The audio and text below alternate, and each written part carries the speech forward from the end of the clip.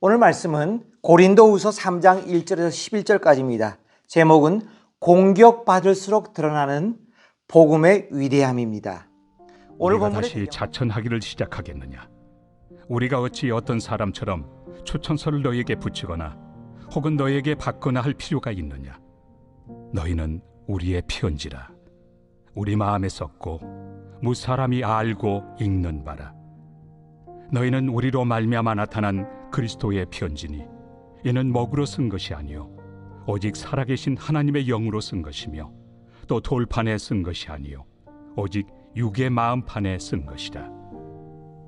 우리가 그리스도로 말미암아 하나님을 향하여 이 같은 확신이 있으니 우리가 무슨 일이든지 우리에게서 난 것 같이 스스로 만족할 것이 아니니 우리의 만족은 오직 하나님으로부터 나느니라. 그가 또한 우리를 새 언약의 일꾼 되기에 만족하게 하셨으니 율법 초문으로 하지 아니하고 오직 영으로 함이니 율법 초문은 죽이는 것이요 영은 살리는 것이니라.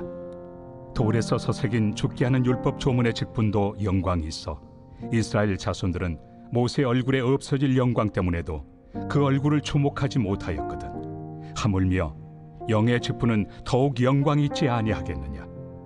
정죄의 직분도 영광이 있은즉 의의 직분은 영광이 더욱 넘치리라. 영광 되었던 것이 더 큰 영광으로 말미암아 이에 영광 될 것이 없으나 없어질 것도 영광으로 말미암았은즉 길이 있을 것은 더욱 영광 가운데 있느니라. 오늘 본문의 배경을 한번 살펴볼까요?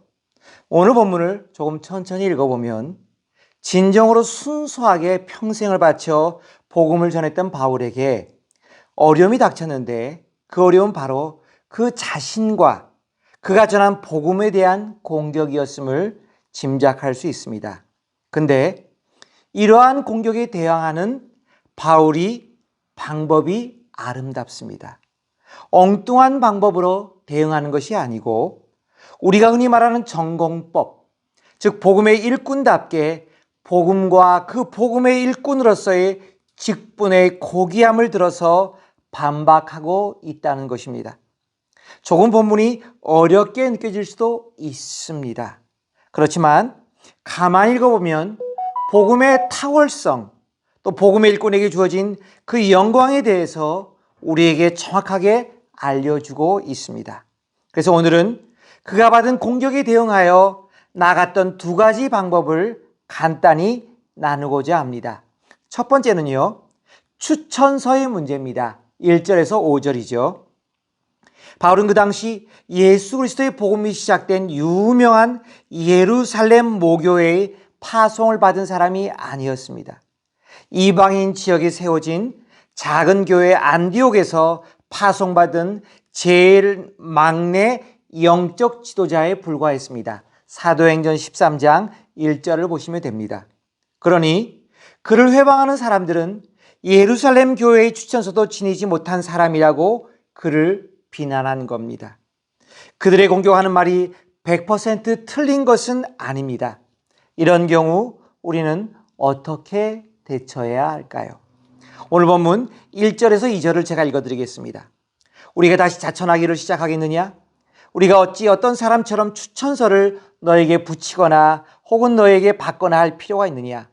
너희는 우리의 편지라 우리 마음에 썼고 무사람이 알고 읽는 바라. 바울은 이 약점을 극복했습니다. 어떻게 해요? 진정한 복음, 살아있는 복음, 세상을 변화시키는 복음 그 자체에 포커스를 둠으로 극복합니다. 우리가 전한 복음을 듣고 변화받은 바로 당신들이 가장 강력한 추천서라는 것입니다. 아무도 부인할 수 없는 가장 강력한 추천서는요, 여러분의 마음속에 심기어진 복음으로 인해 생긴 엄청난 변화, 그 믿음, 그 성숙의 역사가 바로 추천서, 살아있는 마음에 쓰여진 추천서라고 하는 것입니다. 사랑하는 여러분, 세상에 어떤 권위 있는 기관이나 유명한 사람의 추천서가 대단해 보일 때도 있습니다. 그렇지만 최고의 추천서는 바로 우리가 진실되게 복음을 증거하고 그 복음을 들은 사람들에게 나타난 변화라는 사실을 잊지 마십시오. 세상이 우리에게 요구하는 작은 것들에 너무 신경을 쓰지 마십시오. 시간이 있다면 오히려 우리와 관련된 주변 이웃들에게 참된 변화를 일으키는 하나님의 복음 앞에 진정으로 헌신하고 순수한 동기를 가지고 그 복음을 전하시어 하나님의 가장 강력한 추천서를 성도들의 마음속에 당당하게 써보시기를 부탁드립니다. 두 번째는요, 유대주의자나 율법 교사들의 공격에 대하여 반응한 것입니다. 바로 6절과 11절입니다.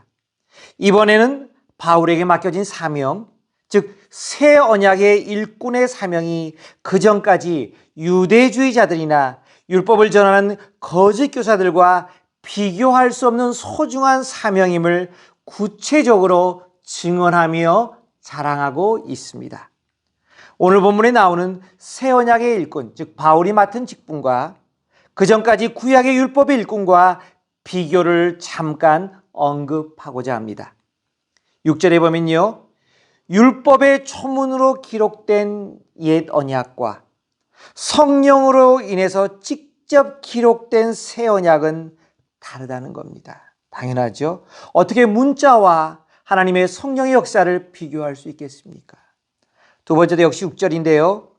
율법 조문은 결국은 사람을 죽이지만 The letters kills, 그러나 성령의 복음은 생명을 살린다는 것입니다.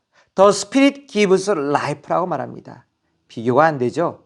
또 새 언약의 직분은 의의 직분으로서 The Ministry of Righteousness로서 사람을 의롭게 하고 죄의 문제를 해결하지만 구약의 직분은요, 정죄의 직분으로서 The Ministry of Condemnation으로서 우리의 죄를 지적하는 것밖에 할 수 없다는 것입니다.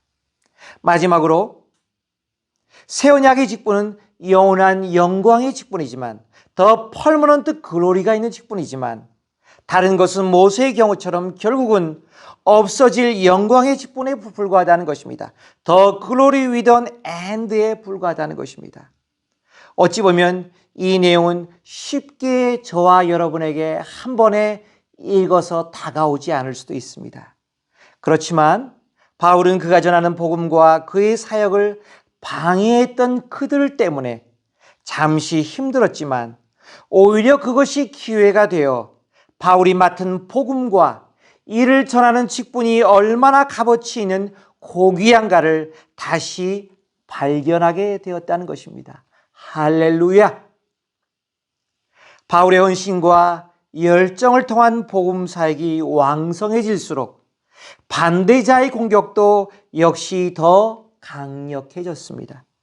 그렇지만 중요한 것은 오히려 이 공격자들의 공격을 통해 하나님의 사역이 흔들리거나 무너진 것이 아닙니다.